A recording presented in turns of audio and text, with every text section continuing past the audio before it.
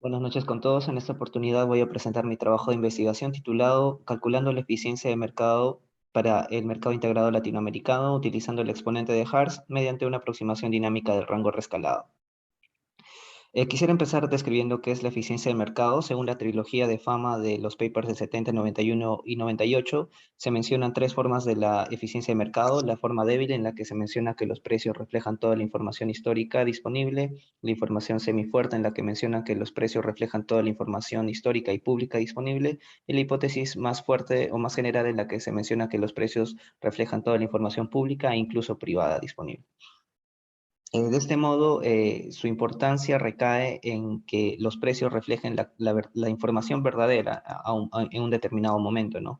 Y esto ha ocasionado problemas de tamaño económico, como por ejemplo lo que sucedió en la crisis del 2000 con la crisis dot-com, producida por la caída en los precios sobrevaluados de las acciones de empresas de Internet, y también con la crisis del 2008, que se produjo por la caída en los precios sobrevaluados de las hipotecas, ¿no?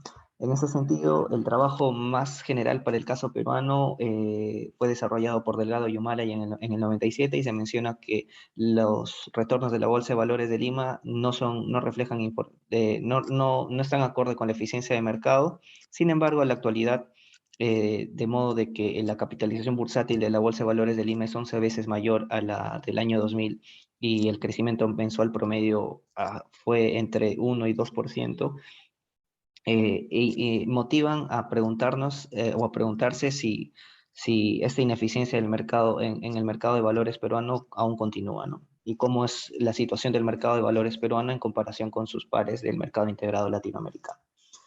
De este modo, la pregunta de investigación es si existe eficiencia de mercado en la bolsa de valores peruana en comparación a sus pares del MILA, de tal modo que se permita la correcta asignación de capitales entre los agentes participantes, eliminando así estrategias de arbitraje que vayan en contra de ello. En cuanto a la hipótesis de investigación, es que el mercado de valores peruano, en comparación a sus pares del MILA, aún no es eficiente en su forma débil. De este modo, los rendimientos dentro del mercado no reflejarían la información histórica disponible. Esto principalmente por el tamaño del mercado de valores peruano y por su reducida participación de empresas. En cuanto a la revisión de literatura, el trabajo más específico para el caso peruano es el de Delgado y Humala del 97.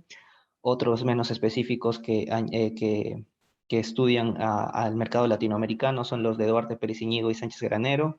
Los papers seminales dentro de este campo son de Fama del 70, del 91 y 98, y también de Loy McKenna del 88. Y, por ejemplo, en el paper de Fama del 91, en él se comprueba de forma robusta la hipótesis débil y semifuerte. Trabajos más actuales vienen de la mano de Malkiel, Todd y Kers, en los cuales se estudia a las administradoras de fondos de inversión y se llega a la conclusión de que estas no pueden superar sus benchmarks, de modo que es una hipótesis a favor del cumplimiento de la eficiencia de mercado.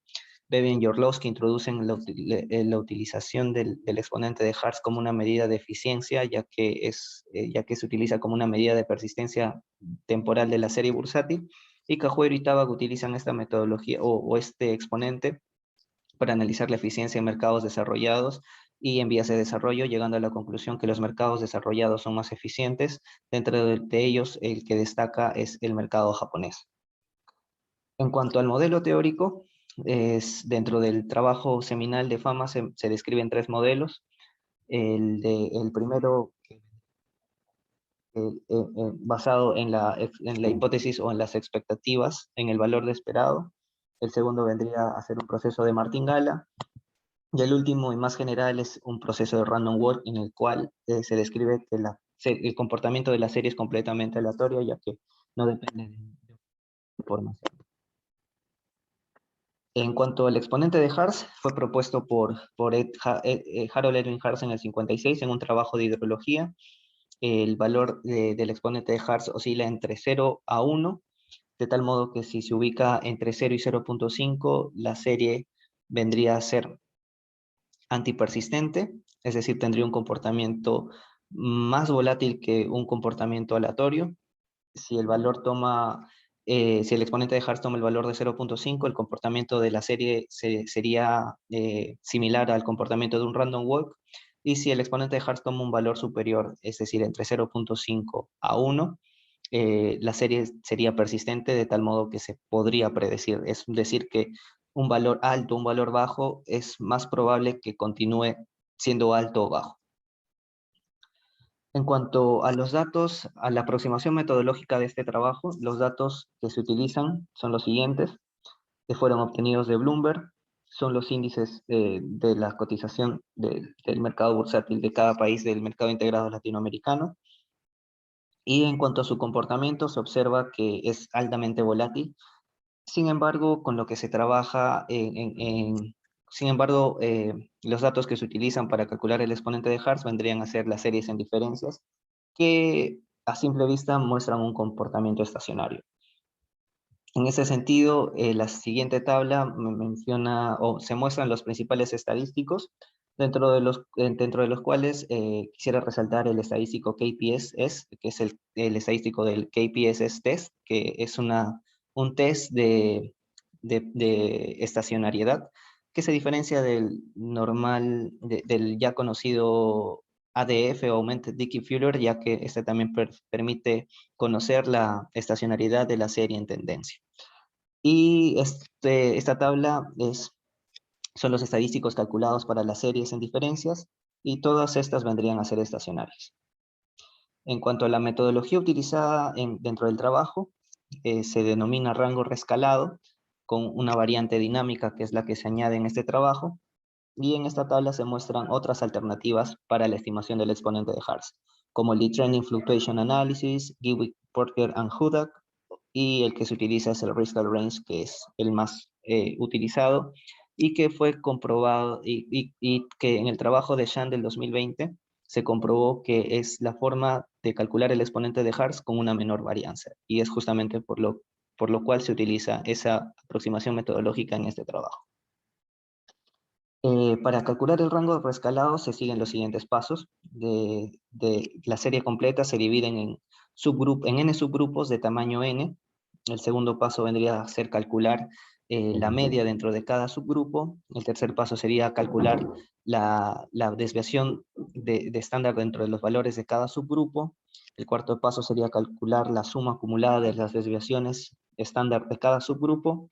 El quinto paso sería construir el rango rescalado para cada subgrupo, que se obtiene de dividir la ecuación 5 sobre la ecuación 6, que vendría a ser la diferencia entre el valor más alto y más bajo de cada subgrupo entre la desviación estándar de cada subgrupo.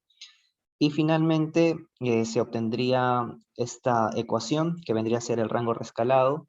Se obtiene un promedio dentro de cada subgrupo, y después se realiza el logaritmo sobre esta ecuación para linearizar la ecuación, de tal modo que finalmente se estima el exponente de Hartz mediante un OLS, mediante mínimos cuadrados ordinarios.